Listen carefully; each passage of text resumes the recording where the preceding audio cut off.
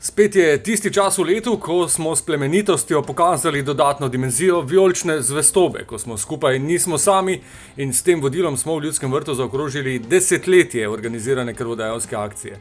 Vijolična kri za vse ljudi desetič in ob tem prav posebnem jubileju znova množični prihod z različnih koncev v Ljudski vrt, čeprav ni bilo na sporedu tekme. NK Maribor, vsaka vam čast, torej vaše ime je v zadnjih 10 letih v državi postalo zelo, zelo prepoznavno.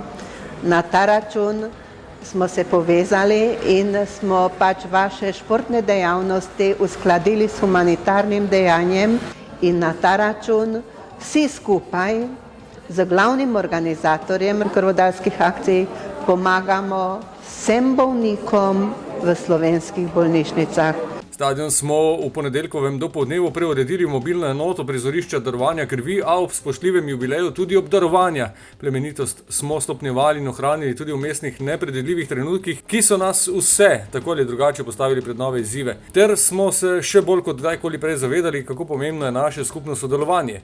Zato smo ob 10. obletnici projekta, ki ga izvajamo z Rdečim križem Slovenije in Centrom za transfuzijsko medicino UKC Maribor, opravili tudi priložnostno svečanost. Nekaj priznanj smo podelili, nekaj smo jih celo dobili, tako da jaz sem vesel, da že to 10 let in jaz upam, da bo ta akcija trajala še naslednjih 10 oziroma več let, kajti ne nazadnje, kakorkoli obrnemo, kri bomo vsi potrebovali in je lepo, če jo damo takrat, ko jo ne potrebujemo. Mislim, da je to velika vzajemnost. Ja, jaz sem vesel, ponosen tudi na to. Malo sem tudi sam del te zgodbe, zaradi tega, ker zgodovinsko je to nastalo pred 11 leti, ko sva se z gospodom Bojanom Banom pogovarjali o tem, kako bi lahko nogometni klub Maribor pomagal območnemu združenju Rdečega križa pri izvajanju njegovih aktivnosti. In moram reči, da so ljudje prepoznali to gesto, ki jo je NK Maribor na nek način tudi promoviral in jo promovira tudi še danes.